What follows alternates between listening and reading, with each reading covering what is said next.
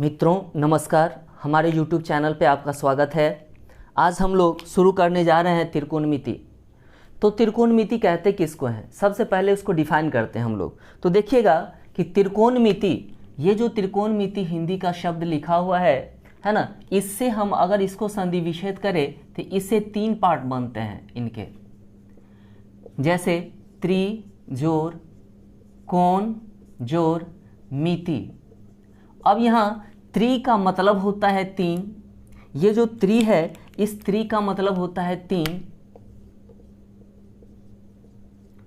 कोण का मतलब होता है कोण और मिति का मतलब होता है माप। तो यहाँ से एक सिंपल सा डिफिनेशन निकल करके आता है कि 3 कोण के माप को त्रिकोणमिति कहते हैं। तो लेकिन इसको जब डिफाइन करेंगे हम लोग, डिफाइन करके लिखेंगे तो इसको लिखेंगे कि त्रिकोणमिति गणित की वह शाखा है,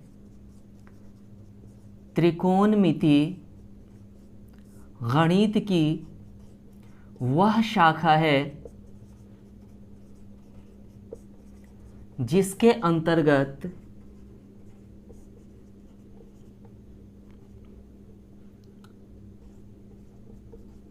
हम लोग किसी भी त्रिभुज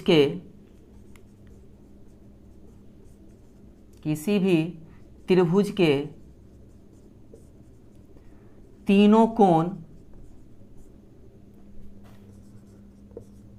और उनके तीनों भुजाओं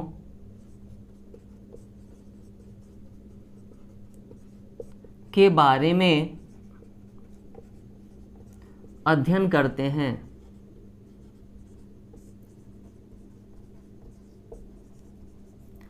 त्रिकोणमिति गणित की वह शाखा है जिसके अंतर्गत हम लोग किसी भी त्रिभुज के तीनों कोण और इसके तीनों भुजाओं के बारे में अध्ययन करते हैं, त्रिकोणमिति कहलाता है। अब हम लोग जानते हैं कि अगर हम किसी चीज़ के बारे में बात करें तो उनके कुछ ना कुछ शाखाएं होते हैं, उसके कुछ ना कुछ भाग होते हैं, ठीक है, उसके कुछ ना कुछ अंग होते हैं। इसी तरह से त्रिकोणमिति के 6 अंग हैं जिसको हम लोग निष्पत्तियां कहते हैं, ठीक है। तो यहाँ से देखेंगे कि त्रिकोणमितीय निष्पत्तियां 6 हैं।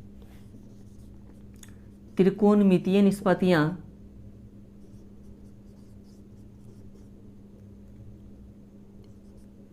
निष्पत्तियां 6 हैं, 6 हैं। जैसे सबसे पहला होता है साइन, SINE साइन, जिसका हिंदी वर्ड होता है जया। दूसरा होता है कोसाइन, COSINE कोसाइन, जिसका हिंदी अर्थ होता है कोटि जया। तीसरा होता है टेंजेंट, जिसका मतलब होता है स्पर्श करना, लेकिन हम इसको शॉर्ट फॉर्म अस्प बोलेंगे। चौथा होता है कोटेंजेंट, COTANGENT कोटेंजेंट, जिसका अर्थ होता है, हम लोग पढ़ेंगे, कोअस्प। पांचवा होता है सेकेंट, SECANT सेकेंट, और छठा होता है कोसेकेंट, COSEC कोसेकेंट। अब ये सेकेंड का हिंदी होता है छेद और कोसेकेंट का हिंदी होता है कोछेद। लेकिन देखिएगा जब हम लोग इसको शॉर्ट फॉर्म में लिखते हैं तो क्या लिखते हैं, ये जो साइन है, साइन का सिर्फ साइन लिया गया है तो इसको लिखेंगे साइन। कॉस में COS कॉस लिया गया है, इसको लिखेंगे कॉस। टेन में TAN लिया गया है तो इसको लिखेंगे टेन। कोटेंजेंट से कॉट लिया गया है तो लिखेंगे COT कॉट, और सेकेंड से लिखेंगे SEC सेक, और कोसेकेंट में से COSEC थोड़ा सा बड़ा शब्द लिया गया है, COSEC कॉसेट। लेकिन इसको जब हम लोग मैथमेटिकली रिप्रेजेंट करेंगे तब इनके साथ कुछ ना कुछ एंगल लगाना होगा। क्यों? क्योंकि यहाँ से आपका डिफिनेशन ही डिफाइन कर रहा है कि इसमें मतलब त्रिकोणमिति में हम लोग जब भी पढ़ेंगे तो किसी त्रिभुज के तीनों कोण और उसके भुजाओं के बारे में अध्ययन करेंगे। तो इसके कोण को दिशा दर्शाने के लिए हम लोग इसमें कुछ न कुछ कोण का सिंबल लेंगे। तो कुछ सिंबल होते हैं जिनको हम लोग कुछ इस प्रकार से लिखते हैं। ये अगर आपको ऐसा दिखे तो इसको हम लोग थीटा पढ़ेंगे, ऐसा दिखे इसको हम लोग बीटा पढ़ेंगे, ऐसा दिखे इसको हम लोग गामा पढ़ेंगे,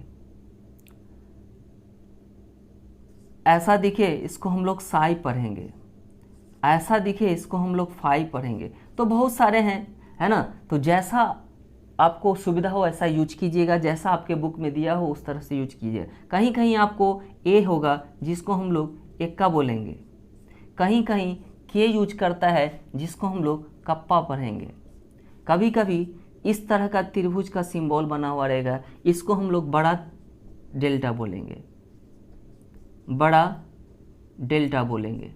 इसी तरह से बहुत सारा सिंबल होता है, तो उतना जानने की ज़रूरत है नहीं, इतना से ही हमारा काम चल जाएगा। तो अब देखिए ये जो साइन था, तो यहाँ से साइन जो लिया गया तो इसके साथ हम कुछ ना कुछ एंगल ऐड करते हैं। तो हम लोग ये थीटा यूज कर रहे हैं, तो थीटा लगाएंगे तो साइन थीटा हो जाएगा, कॉस है तो कॉस थीटा हो जाएगा, टेन है तो टेन थीटा हो जाएगा, कॉट है तो कॉट थीटा हो जाएगा, सेक है तो सेक थीटा हो जाएगा, कॉसेक है तो कॉसेक थीटा हो जाएगा। अब हम लोग देखते हैं कि इस त्रिकोणमिति में, देखिए इस त्रिकोणमिति में टोटल 6 तरह का फार्मूला हम लोग पढ़ेंगे, ठीक है। तो 6 तरह के फार्मूला में अगर आप एनसीईआरटी को फॉलो करें, एनसीईआरटी बना रहे हैं, तो एनसीईआरटी में मात्र 3 टाइप का फार्मूला है जो चैप्टर 1 के लिए काफ़ी है, 8.1 के लिए। तो सबसे पहले हम लोग चैप्टर वाइज पढ़ते हैं, तो चैप्टर 1 के लिए जितना फार्मूला है हम इस वीडियो में देखेंगे। तो सबसे पहला टाइप का फार्मूला जो होगा वह होगा समकोण त्रिभुज से रिलेटेड, ठीक है, जो पाइथागोरस साहब ने बताया था। तो सबसे पहले आप लोग जानते होंगे कि समकोण त्रिभुज होता क्या है। तो सबसे पहले आइए हम लोग समकोण त्रिभुज के बारे में जानते हैं। तो हमने कहा कि समकोण त्रिभुज ऐसा त्रिभुज जिसका एक कोण 90 डिग्री का हो उसे समकोण त्रिभुज कहेंगे, या फिर ऐसा त्रिभुज जिसका एक कोण समकोण हो उसे समकोण त्रिभुज कहेंगे, ठीक है। तो देखिएगा इसमें सबसे पहला टाइप जो है मेरा, उसमें हम लोग इसी त्रिभुज के बारे में जानेंगे। हम लोग टाइप फर्स्ट में हम लोग इसी त्रिभुज के बारे में जानेंगे, ठीक है ना। तो देखिए इसमें ये जो त्रिभुज है, इस त्रिभुज में यह जो 90 डिग्री होता है इसके जस्ट अपोजिट साइड जो होता है, इस 90 डिग्री के जस्ट अपोजिट साइड जो है, मतलब सामने की जो भुजा होती है उसको हम लोग कर्ण कहते हैं, इसको हम लोग कर्ण कहते हैं। और इसका इंग्लिश नाम है हाइपोटेन्यूस, जिसका पहला लेटर H से शुरू होता है, इसलिए हम लोग इसको जब भी सिंबल से दर्शाएंगे तो H से दर्शाएंगे, ठीक है। अब ये दोनों भुजा बच गया। अब इस दोनों भुजा में कौन सा लंब होगा और कौन सा आधार होगा। तो इसमें से कोई भी लंब और कोई भी आधार हो सकता है। अगर हम लोग इसको लंब माने तो ये आधार होगा, और अगर इसको लंब माने तो ये आधार होगा। अब यह डिसाइड कौन करेगा कि इसको लंब माने और किसको आधार माने। तो यह डिसाइड आपको करेगा, ध्यान दीजिएगा कि यह डिसाइड करेगा कि इस 90 डिग्री के अलावे जिस कोण के बारे में आपसे क्वेश्चन किया जा रहा है वह कोण दर्शाएगा कि कौन सा लंब होगा और कौन सा आधार होगा। अगर इसमें कोण ए का बात कर रहा है, ठीक है, अगर कोण ए का बात कर रहा है, ठीक है, तो इसके सामने वाला लंब हो जाएगा। अगर कोण सी का बात करे तो इसके सामने वाला लंब हो जाएगा। बस ये बात ध्यान रखना है। अगर ये बात ध्यान नहीं रखते हैं तो थोड़ा सा यहाँ से मिस्टेक होगी, इसलिए इस बात को ध्यान रखिएगा। अगर ए एंगल की बात कर रहा है तो हम लोग इसको लंब मानेंगे, उसके सामने वाले भुजा को। अगर सी एंगल का बात करें, सी कोण का बात करें, तो हम लोग इसके सामने वाले भुजा को लंब मानेंगे। तो देखिएगा अगर मेरा सी कोण का चर्चा है कि ये कोण मेरा थीटा है, या फिर ऐसा पूछ दे कि साइन सी का वैल्यू क्या होगा, या फिर तो अगर साइन सी पूछता है तो इसके लिए लंब ये हो जाएगा। और लंब का अंग्रेजी होता है परपेंडिकुलर, जिसका पहला लेटर पी से शुरुआत होता है, इसलिए हम इसको पी से डिनोट करेंगे। क्लियर है।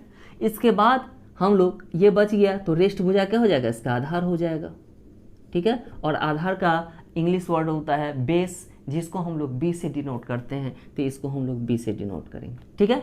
तो ये नामांकन हो गया इनका समकोण त्रिभुज का। 90 डिग्री के सामने वाले को कर्ण बोलेंगे, ये लंब हो गया और ये आधार हो गया। अब देखिए इसी त्रिभुज से एक पाइथागोरस साहब थे, मैथमेटिशियन जो थे, है ना, उन्होंने एक रूल दे दिया, एक थ्योरी दे दिया। उन्होंने कहा कि अगर समकोण त्रिभुज में कर्ण का स्क्वायर किया जाए, कहने का मतलब समकोण त्रिभुज में जो सबसे लंबा भुजा है उसका अगर स्क्वायर कर दिया जाए तो वह अन्य दो भुजा के स्क्वायर के योगफल के बराबर होगा। तो उनके अनुकूल हम लोग बात करें तो उनके अनुकूल कर्ण का जो स्क्वायर हो जाएगा वह लंब स्क्वायर जोड़ आधार स्क्वायर के बराबर जो होगा। तो उनके अनुकूल, मेरे अनुकूल नहीं, ये पाइथागोरस साहब थे, उनके अनुकूल था कि कर्ण का जो स्क्वायर होगा वह बराबर होगा लंब के स्क्वायर प्लस आधार के स्क्वायर के। ठीक है, तो कर्ण का स्क्वायर हो जाएगा लंब स्क्वायर जोड़ आधार स्क्वायर।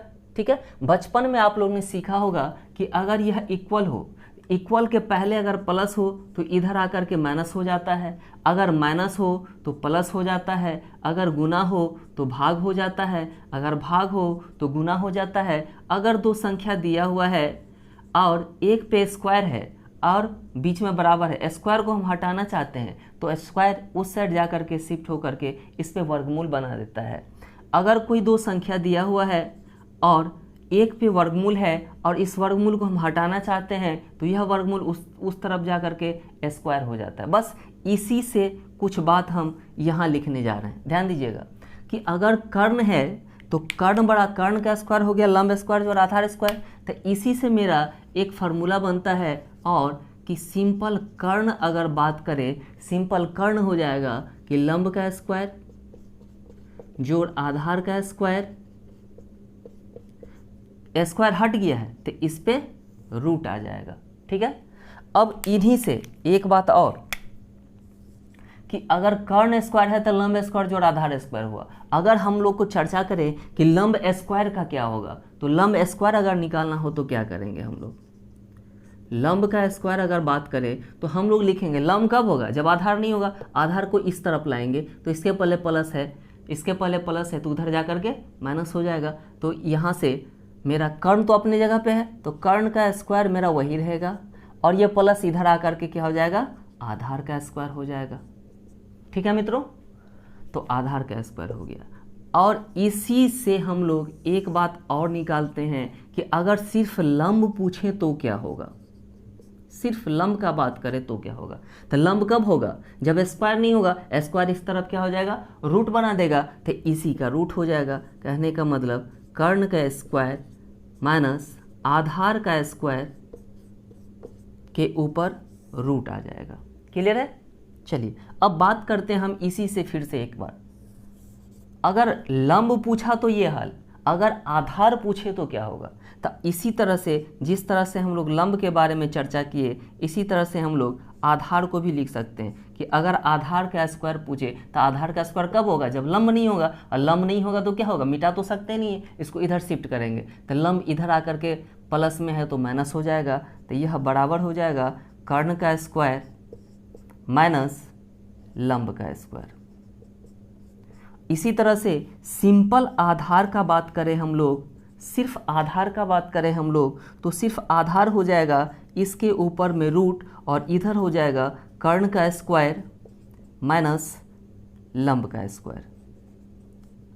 आशा करते हैं यहाँ तक समझ में आया होगा। अब हम लोग चर्चा करेंगे दूसरे टाइप का फार्मूला के बारे में। ठीक है, अब हम लोग बात करने जा रहे हैं सेकेंड टाइप के फार्मूला का। तो सेकेंड टाइप के फार्मूला में हमको एक बात जानने की ज़रूरत है। ठीक है, वो बात क्या है कि ये जो मेरा sine theta, cos theta, tan theta, cot theta, sec theta और कॉसेक थीटा था, हम ना इसमें एक दूसरे के अपोजिट के बारे में, अपोजिट का मतलब होता है उल्टा। ठीक है, तो ध्यान रखिएगा कि साइन थीटा का उल्टा कॉसेक थीटा होता है और कॉसेक थीटा का उल्टा साइन थीटा होगा। ठीक है, इसी तरह से कॉस थीटा का उल्टा सेक थीटा होगा और सेक थीटा का उल्टा कॉस थीटा होगा। जस्ट इसी प्रकार से टेन थीटा का उल्टा कॉट थीटा होगा और कॉट थीटा का उल्टा टेन थीटा होगा। ठीक है, अगर ये बात आप ध्यान रखते हैं तो इस फार्मूला को, ठीक है, याद करने में थोड़ा सा सुविधा होता है। देखिए कैसे इस फार्मूला को लिखते हैं। इसका सबसे पहला फार्मूला होता है कि साइन थीटा। ये साइन थीटा होता क्या है, तो साइन थीटा को लिखेंगे लंब बटे कर्ण, ठीक है। और इसको अगर सिंबल में लिखना हो तो इसको लिखेंगे P/H। बहुत सारे बच्चे ऐसे होते हैं जो सिंबल में लिखते हैं, बहुत सारे ऐसे बच्चे होते हैं जो ऐसे नाम से लिखते हैं, तो जैसा सुविधा हो आप लोग लिखेंगे। दूसरा होता है कॉस थीटा, तो कॉस का फार्मूला हो जाता है आधार बट्टे कर्ण, और इसको लिखते हैं B/H। तीसरा फार्मूला होता है टेन थीटा, जिसको हम लोग लिखते हैं लंब बट्टे आधार, ठीक है। अब इसको अगर सिंबल से दर्शाएंगे तो इसको लिखेंगे P/B, ठीक है। अब यहाँ से देखिए ये तीन फार्मूला अगर आपको ध्यान है, ये तीन फार्मूला अगर आपको याद है और ये बातें याद है तो आपको अगला तीन फार्मूला जो आने वाला है इससे वह ऑटोमेटिक आप लिख सकते हैं। जैसे देखिएगा हमने अभी जस्ट कहा कि साइन का उल्टा कॉसेक होता है। क्या होता है? साइन का उल्टा कॉसेक होता है। तो चौथा हो जाएगा मेरा कॉसेक, COSEC कॉसेक थीटा। तो कॉसेक थीटा का फार्मूला क्या हो जाएगा? साइन का उल्टा। तो साइन है मेरा लंब बटे कर्ण, तो क्या हो जाएगा इसका? कर्ण बटे लंब। तो इसको लिख सकते हैं हम लोग कर्ण बटे लंब, और इसको सिंबल से दर्शाएंगे तो बस H/P लिखेंगे। इसी तरह से पांचवा सेक थीटा, तो कॉस का उल्टा सेक होता है, तो जो फार्मूला इसका है उसका उलट दीजिए, तो ये हो जाएगा कर्ण बाई आधार, ठीक है। और इसको सिंबलीकरण लिखेंगे तो लिखेंगे H/B, ठीक है। इसी तरह से टेन का उल्टा होता है कॉट थीटा, ठीक है। तो टेन है लंब बटे आधार, तो ये हो जाएगा आधार बटे लंब, होगा ना, ये हो जाएगा आधार बटे लंब। और इसको अगर हम लोग लिखेंगे तो ये हो जाएगा B/P, ठीक है। तो यही मेरा सेकेंड टाइप का फार्मूला है, लेकिन इसमें कुछ बात और भी जानेंगे हम लोग, तो बाद में जानेंगे। अभी फिलहाल हमको इतना का ज़रूरत है, ठीक है। तो इसको हम लोग लिख लिए। अब इसी चीज़ को याद रखने के लिए अगर आप ऐसे याद नहीं रख पाते तो इसके लिए छोटा सा ट्रिक है, ठीक है। थोड़ा सा कॉमेडी वाली बात हो गई यहाँ कि गांव घर में जब आप लोग जाते होंगे तो वहाँ देखते होंगे कि पापा के जो छोटे भाई हैं उसको हम लोग लाल काका कहते हैं, ठीक है। तो उन्हीं से रिलेटेड मैं एक ट्रिक बताने जा रहा हूँ, ध्यान दीजिएगा।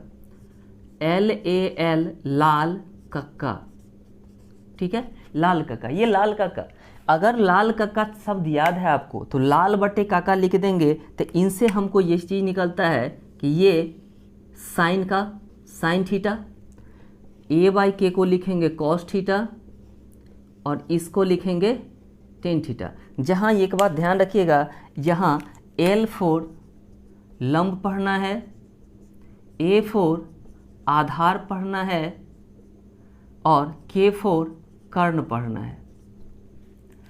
L4 लंब, A4 आधार और K4 कर्ण पढ़ना है, ध्यान दीजिएगा। तो यहाँ से देखिएगा साइन थीटा बराबर लंब बटे कर्ण, कॉस थीटा बराबर आधार बटे कर्ण, और टेन थीटा बराबर लंब बटे आधार, ठीक है। और इसी चीज़ का अगर हम लोग उल्टा कर दें तो साइन का उल्टा हो जाएगा कॉसेक, तो कॉसेक का नीचे से पढ़ेंगे कर्ण बटे लंब, कॉस का उल्टा हो जाएगा सेक थीटा, तो इसको पढ़ेंगे कर्ण बटे आधार, और टेन का उल्टा हो जाएगा कॉट थीटा, जिसको हम लोग आधार बटे लंब पढ़ेंगे। अगर आपको यह चीज़ पसंद नहीं आता है तो आप दूसरा ट्रिक का भी यूज कर सकते हैं। अगर आप इसको ऐसे भी लिख सकते हैं, हम बोल रहे हैं कि पंडित बद्री प्रसाद हरि हरि बोल। P for Pandit, B for Badri, P से प्रसाद, S for Hari, H for Hari, B for बोल, ठीक है। ये ध्यान रखिएगा। पंडित बद्री प्रसाद हरि हरि बोल। अगर ये याद है तो यहाँ से देखिएगा इस चीज़ को हम लोग साइन थीटा बोल देते हैं। तो साइन थीटा बराबर बोले हैं P/H। इस चीज़ को हम लोग कॉस थीटा बोल देते हैं, तो कॉस बराबर B/H, और इस चीज़ को हम लोग टेन थीटा बोल देते हैं, तो टेन बराबर P/B। और इसी चीज़ को पलट देंगे तो हम लोग लिख सकते हैं साइन का उल्टा कॉसेक, तो कॉसेक का ये हो जाएगा, कॉस का उल्टा सेक, सेक का ये हो जाएगा, टेन का उल्टा कॉट, तो कॉट का ये हो जाएगा, ठीक है। तो ये ट्रिक है, आप डायरेक्ट भी याद कर सकते हैं, अगर भूल जाते हैं तो इसका भी सुविधा आप ले सकते हैं। आगे हम लोग बात करने जा रहे हैं, इसमें हम लोग बात करने जा रहे हैं कि अपोजिट वाले जो टर्म थे उनसे रिलेटेड। तो देखिएगा, इसका हम पहला फार्मूला लिखने जा रहे हैं। तो इसका पहला फार्मूला होगा, पहले मैं लिख दे रहा हूं टाइप थर्ड। इसमें हम लोग बात करेंगे एक दूसरे के अपोजिट जो होता है उसका। जैसे हम पहला फार्मूला लिख रहे हैं, तो पहला फार्मूला होता है कि अगर साइन थीटा लें तो इसका अपोजिट क्या होता है, कॉसेक थीटा। तो साइन थीटा और कॉसेक थीटा को अगर आपस में गुना करवा दें तो इसका वैल्यू 1 हो जाएगा। साइन थीटा को अगर कॉसेक से इंटू करवा दें, गुना करवा दें, तो इसका वैल्यू 1 हो जाएगा। इसका दूसरा फार्मूला हम लोग देखेंगे कि कॉस थीटा और कॉस का उल्टा क्या होता है, सेक थीटा। तो कॉस को अगर सेक से गुना करवा दें तो इसका वैल्यू 1 हो जाएगा।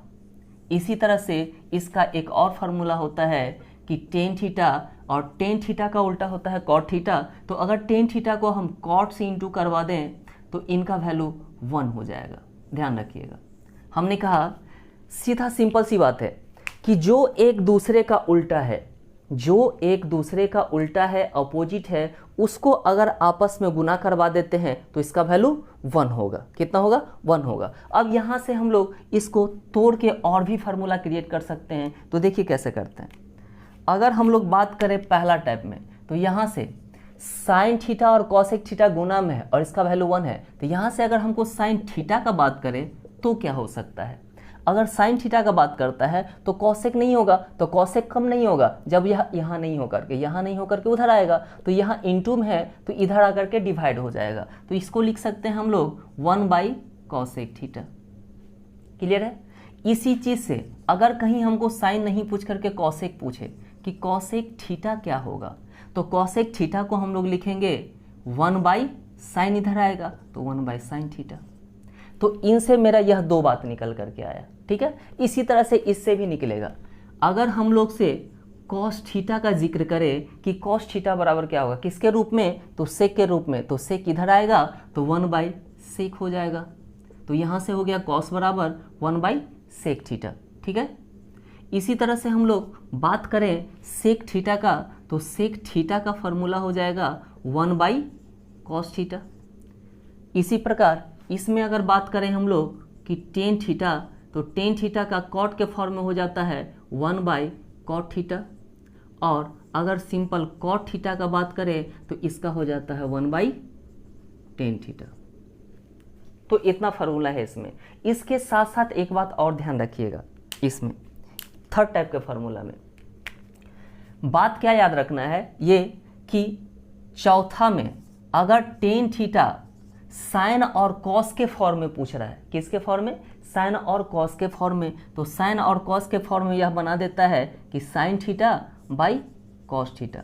देखिएगा, टेन कहा कि हम साइन और कॉस का भी रूप ले सकते हैं, तो इसके जस्ट अपोजिट कॉट होता है। तो कॉट कहा कि अगर आप ऐसा करेंगे तो हम भी तो आपके अपोजिट हैं, तो मैं भी एक नया रूप लूँगा। तो यहाँ से कॉट ने अपना रूप बताया कि मैं आपके अपोजिट हूँ, तो अपोजिट बताऊँगा तो cos theta by sine theta हो गया यहाँ से। क्लियर है। अब इतना के अलावा एक बात और याद रखिएगा कि अगर कहीं संख्या दिया हुआ हो और इसको हम लोग 0 से डिवाइड करेंगे, अगर कोई संख्या दिया हो और 0 से हम लोग डिवाइड करेंगे तो इसका वैल्यू हो जाएगा अपरिभाषित। इसको पढ़ते हैं अपरिभाषित, जिसको इंग्लिश में अनडिफाइंड कहते हैं। ठीक है।